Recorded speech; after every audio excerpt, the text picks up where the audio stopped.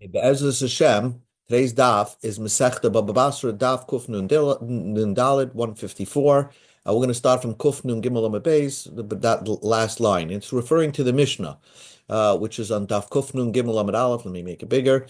Mishnah said that a guy who he wrote a gift to somebody, and it's an anonymous gift. In other words, he didn't write his mental state when his physical state when he wrote the gift.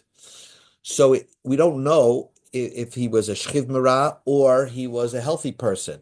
And there's a big difference if he was a healthy person when he wrote up this document, or if he was a shchiv mara, a guy on his deathbed. If he's on his deathbed, well, he could come back and say, well, I got better. Give me back my item. I didn't mean to give it to you, only if I was going to die, but I didn't die. If he was a healthy person when he wrote the gift document, then there's no backsies, there's no refund. So here we have a document that says Lo kosu bo shchiv mara. It doesn't say he was a shchiv mara, that he was a shchiv mara when he. Hi Sheldon, we Hi. just began. So Okay. we're up to just reviewing just the Mishnah, and then we're going to discuss it. So Okay. a man has a document that doesn't say what his physical state was when he gave the gift. We don't know his physical state, and it is a question whether he was a shchiv mara or a bari. We don't know if he was healthy or he was a man, or shchiv mara, he was a man on his deathbed. There's a big difference, because if he was on his deathbed, well, he could come and say, well, you see, I didn't die, so I get my gift back. I'm a healthy person now. I got healed. But if he was a healthy person when he wrote the gift, document, then there's no backsies. So, but this document doesn't say anything. So guess what? Who Oimer, the giver says, Shchiv Mera Hayisi. I was a Shchiv Mera. I was a person in an unhealthy state. I was on my deathbed, and therefore give it back to me, or I don't have to give you the gift. Let's assume that the gift is still in his possession. He says, I don't have to give you the gift because I was a Shchiv Mera. Now you see I'm healthy. So therefore, I don't have to give it. The Heinoimrim, the receiver says, no, Bari Hayisa, you were a healthy person when you wrote that document. So therefore, you still have to give it because there's no refund over here. So the Mishnah has a machlekes between Rab Meir and Chachamim. Rab Meir says, Savri Harch Raya Shechim Rahaya. The guy has to bring a proof that he was a Shchiv Mirah, which means that he has to prove that he was on his deathbed. And if he doesn't prove that, well, I go after the way he is now. He looks like a healthy person. So probably when he wrote the document, he was a healthy person. And therefore, he has to follow through on the document and give over the gift. Divrei Meir. The Chachamim say, they're trying to extract the gift from the giver, and he didn't give it yet. They have to prove that he was a healthy person. Even though he's healthy now, they have to prove that when he wrote the document, he was a healthy person. We're not sure what this means. They have to prove something. So that's what the discussion of the Gemara over here. We're going to Kuf Nun Gimel on the bottom. The receivers of the gift, who are trying to extract the gift from the giver, Olav Harayat. It's on them to bring a proof. Now the Gemara discusses. We go to Kuf Nun Daled Amud Aleph. Ra'aya b'mai. What the receiver of the gift? What kind of proof does he have to bring? How is he going to prove? So Rav Huna says very simply, Ra'aya be'edim. He has to prove with witnesses that the guy was a healthy person when he wrote that document. And therefore, if they prove that, then they get to receive the gift.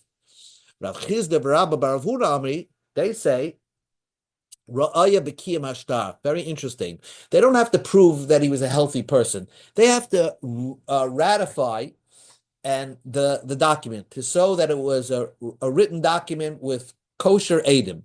They have the edim themselves, somebody who recognizes the signatures of the edim on the shtar, that they are kosher people and they're real people, and that's enough to say that this document is a real document, and we can assume that the document was written by a healthy person, because the Eidim would have made sure to write in the document that there was a shchimera. Most documents are written by healthy people. So the fact that they didn't request that, so therefore we can assume that he was a healthy person. He was a healthy person.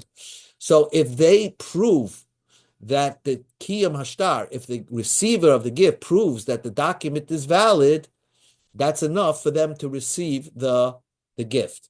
So that's a less of a proof than Rav Huna. Anyway, the Gemara explains, Rav Huna Ama Ra'aya Be'edim. The receiver of the gift has to prove with witnesses that the giver was healthy, and he has to bring witnesses that the giver was healthy. So what would be the machlokes between Rabbi Meir and the Rabbanan? Is coming palgim looked at Rabbi Yaakov Rab Nasan. The same machlokes of Rab Meir and Rab Nasan is Rab Meir and the Rabbanan is the same machlokes between Rab Yaakov and Rab Nasan, which we discussed yesterday. Rab Meir is Rab Nasan. Rab Meir holds like Rab Nasan that you always look at the way the person is right now. If he's a healthy person right now, we could assume that he wrote the document when he was a healthy person. No proof needed. Rabbanan, Rabbi Yaakov, Rabbi Rabbanan say you go like Rabbi Yaakov that you always look at where the gift is. The gift is still by the giver, so he is a cheskas nechosin, the presumption that these are his possessions, and the one that wants to extract, which is the receiver of the gift, he wants to extract something, he has to prove it, and that's Rabbanan hold like Rab Nasser. That is the way Rav Huna explains the machlokes. Rav Chizda Rabbi Rav Huna Amri Ra'aya Bekim V'Shtar Kamipale. Their machlokes is everybody holds that really we could assume that he was a bari when he wrote the shtar. That's what Rabbi Rav Huna is going to learn, the machlokes between Rav Meir and the Chaman. He was definitely a healthy person. He's healthy now.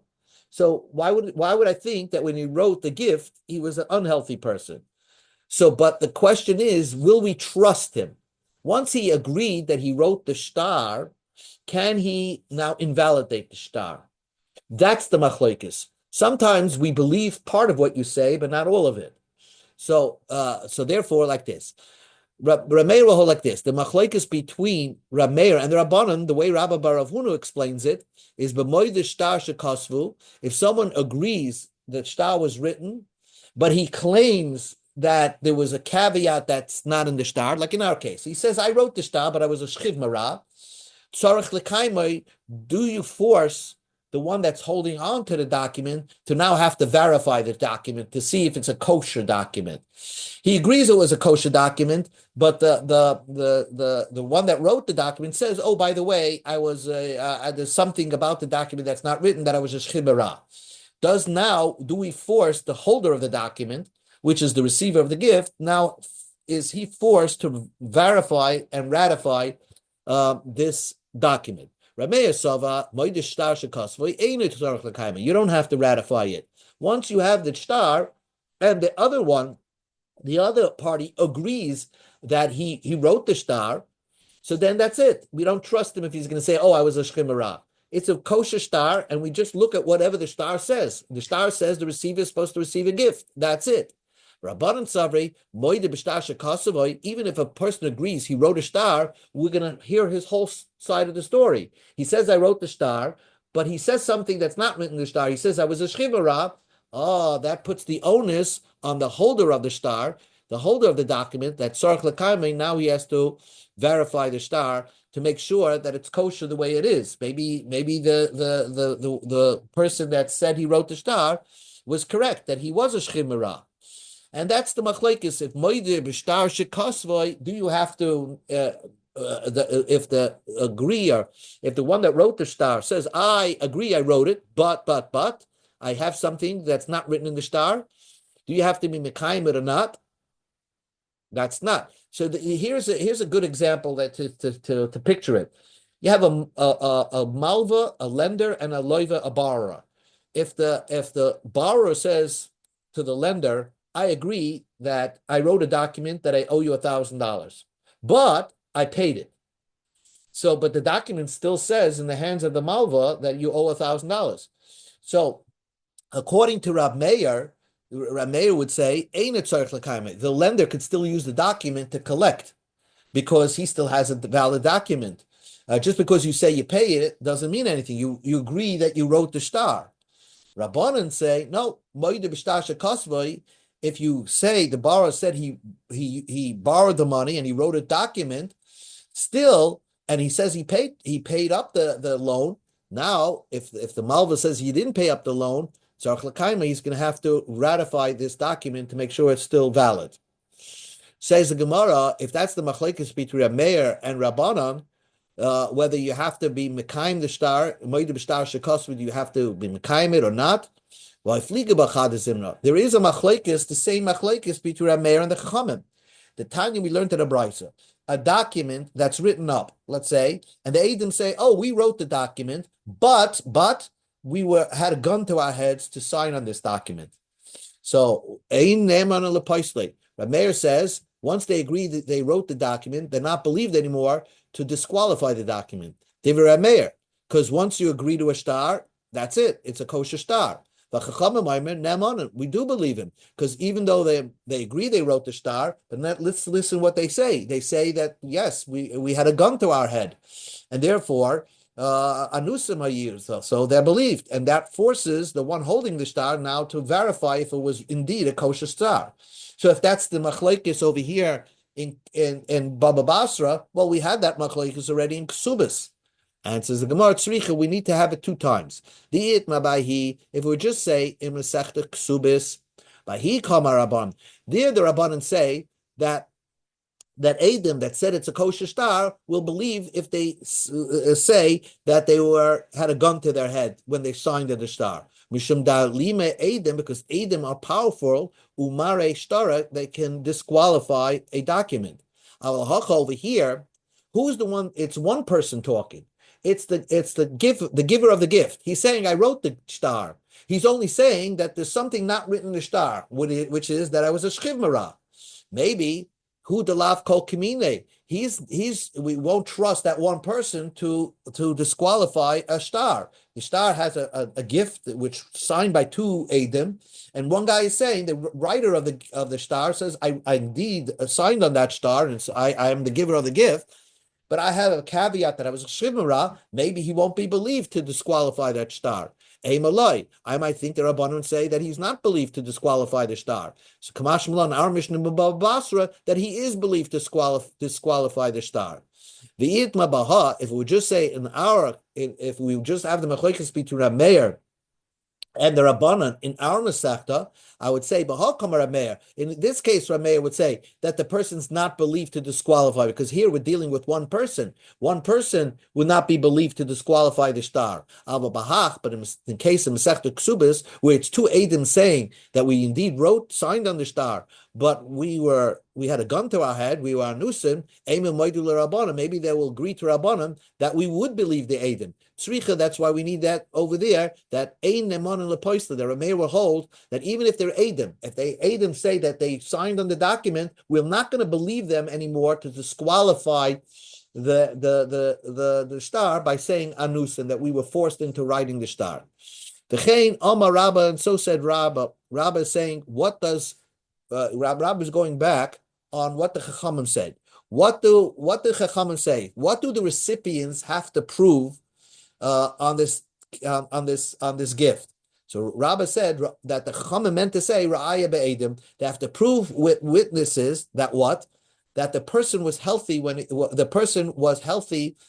the star, because they're trying to extract something from the giver. So they'll have to prove that he was a healthy person when he wrote the star. Amalei Abayis, or Abaya questioned Rabba's psak. My Tama, what's the reason? Nema, would you say that the reason why I assume it was a shchimera when he wrote the star, because the document doesn't say that he was a healthy person walking around on the street when he wrote the document. It didn't say that in the document. Shmamina must be shchimera hava. So maybe the first default is to assume that he was a shchimera. Adarabba. So Abaya says just the opposite. You don't, since if it was a shchimera, then it should write in the document that he was lying on his hospital bed when he wrote the document. So it doesn't write that. Shmamina barihuava. So must be the default should be he was a healthy person. So the question is, Abaya is saying to Arabba, why do you have to at all bring Adim? You can go either way. Either he was a healthy person, or you can say probably he was a sick person. We don't know from the document. So Rabbah responded, you're right. You could say he was a healthy person. You can say when he wrote the document he was a shchiv marah, but since you don't know, so what chazaka is left? You put the money back in its original owner's pocket. In other words, the giver, as long as he didn't give the gift, he's in the right. The possessions are in his pocket, so we leave the money in the chazaka of the original owner. Says the Gemara, over plukta Rabbi Yochanan and over plukta, the same machlokes of between Rav Huna and Rabba bar Rav Huna is the same machlokes Rabbi Yochanan and Rish Lakish explaining the Rabbanim. The Rabbi Yochanan amar ra'aya be'edim, Rav Shimon ben Lakish amar ra'aya be'kimashtar. Rabbi Yochanan says the Chachamim meant to say that you have to prove that the recipients have to prove that he was a healthy person. And Shimon ben Lakish says no, they have to just verify that the document was a kosher document written by kosher Eidim. And once they say that, we'll extend it that most people, when they write a document, they're healthy people, unless noted otherwise. So that's the way Machlokes Rabbi Yochanan and Rabbi Shimon Lakish explain. They have a Machlokes how to explain the Chachamim. Eisvei Rabbi Yochanan and Rabbi Shimon Lakish. Rabbi Yochanan asked a question against Rabbi Shimon Lakish. Ma'aseh b'Bnei Brak. There was a story in Bnei Brak. Be'echad shemocha b'nichsei aviv. There was one brother that sold as an inheritance. There was one person that sold as an inheritance the possessions that he supposedly inherited from his father. Umeis, and that person died. Now, the person that bought it wants now to collect. He wants to, he bought it. The guy died. Now he wants to collect the item that he purchased. But ubro b'nei b'shpacha, the iru loimer. The family said, we're not giving it to you. Why? Because really, the person that sold it, Katan hoya b'shas misa, he was under bar mitzvah, so the sale is invalid. You bought something from a guy under bar mitzvah, and therefore your purchase is an invalid purchase.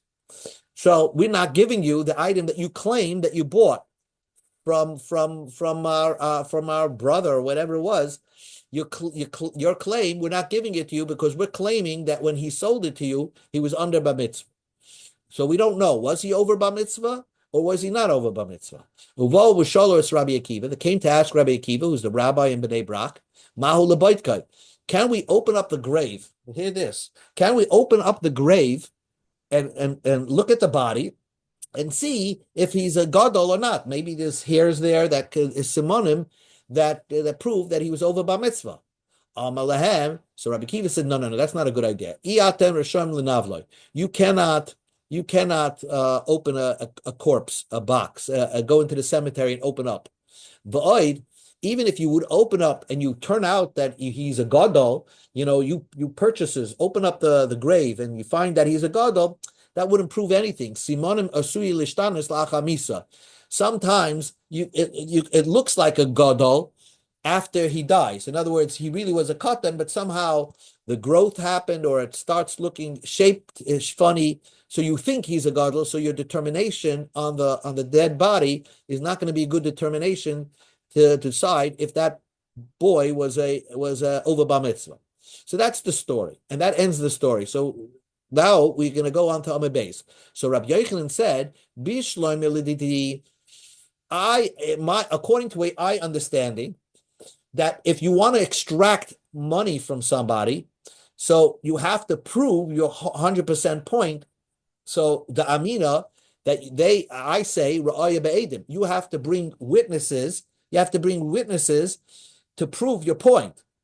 So the purchasers have to bring witnesses that he was over bar mitzvah. So even the amal kuchas I say edim. So Rabbi Akiva originally told the purchasers, bring proof, bring witnesses that he was a gadol when he sold you those items. They couldn't find witnesses. So that's why they came up with this idea, the purchasers came up with the idea that they want to open the grave.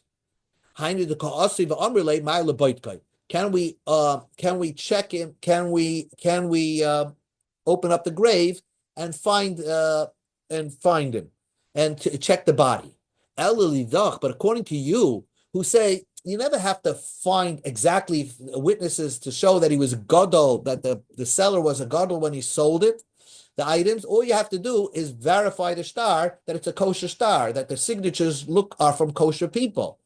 So Ella lididach raya bekim star, that all the purchaser would have to bring is proof that the star was a kosher star. So lamalu lebaitka.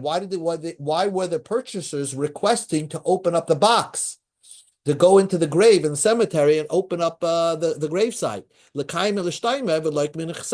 Let them keep the star and let them hold on to the star and mekayim the star, verify the star, and go collect the possessions.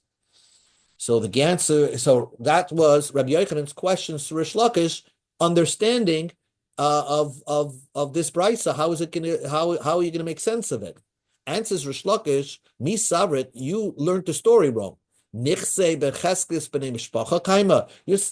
me that the possessions are still in the family's possessions, and lukuchos are trying to extract it. The lukuchos are trying to extract it from the family.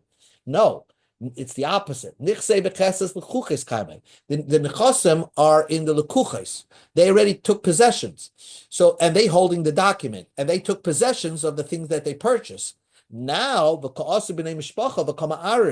the family who is not holding any document, they're claiming that when our family member sold it to you, he was under bar mitzvah. So there's no proof of verifying the document because they're not the ones holding on to a document. The only way they can prove their position is by digging up the body, and therefore that's why they're requesting to dig up the body in that case. So this brisa can even make sense according to Rish Lakish. So the Gemara continues, Hachinami mistavra. This makes perfect sense. Mid the ka'amalahu, since Rabbi Akiva said, I atem rishoim lenavlo, you're not allowed to open a box. The ishtaki, and they were silent. So the people that were told by Rabbi Akiva, you can't dig up a body. So now, Rish Lakish says, I must be right, that it was the family that wanted it, not the purchasers wanting to dig up the body. If you want to say the family was doing the complaining, and they're the ones that are trying to dig up the body. And then when Rabbi Akiva says, oh, you can't dig up the body of your family member, mishim hachi ishtaki, that's why they were silent, they didn't follow through on that plan. But if you're going to tell me that really the possessions were in the family's domain, they didn't, and the purchasers are trying to extract it. So and they came to Rabbi Akiva and says, "So we dig up the body." Amai Shosky, why were they quiet? It's not their relative that's in the grave.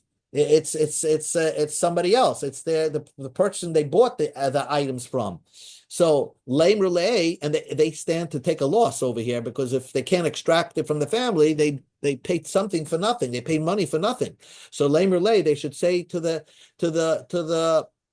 Akiva, Anan Zuza Yahavinale, we're going to give money, Linavel to mess up the body and dig it up. What's the problem over here? Why are you all against it, Rabbi Akiva? So therefore, Rabbi Shlokish proved that his understanding of the story is better than Rabbi Yochanan's understanding of the story. That Rish Lakish understood the story that the possessions are in the family's possessions, the possessions are in the Lekuch's possessions, and the family wanted to dig up the body, and then they were quiet when they told that it's not a nice thing to do. But if it was the opposite way, if it was the possessions were in the family's side and the purchasers wants to extract it and they want to dig up the body, why were they silent when Akiva said it's not a nice thing to dig up a body? Why not? If they're going to take a financial loss if they don't. So the Gemara says, "I mishim ha." Here we'll stop. "I mishim ha lo iria." That's not a proof that Rabbi Yochanan is wrong, a misunderstanding, because hachei kamalo. This is what Rabbi Akiva meant to say. First, he told, really, the possessions are in the family, and now the purchasers are trying to request from Rabbi Akiva to dig up the body. So if Rabbi Akiva told him, not that it's not nice to dig up a body, for you're not allowed to dig up a body for a financial loss, just because to prove your financial that you're in the right financially and that you purchased it from a gadol, that wouldn't give you a right to dig up a body. Even if you would take any amount of money to dig up the body and do such a disgraceful thing, you're not going to prove anything, because you're going to see that he's a gadol, but then maybe he turned into a gadol after he died. But when he actually sold the item, he was a katan, so that wouldn't prove anything. So there's this is the same machlekes again. The same machlekes of understanding the chachamim of our Mishnah is this between Rav Huna and Rabba bar Rav Huna was the same machlekes between Rabbi Yochanan and Rish Lakish. What this means, hamaytz mechavelu all of raya, doesn't mean we'll stop over here. Doesn't mean that they have to prove that the guy was a bari, or raya means that all they have to prove is that the star was a kosher star. Okay, we're going to stop over here. Thank you. Okay.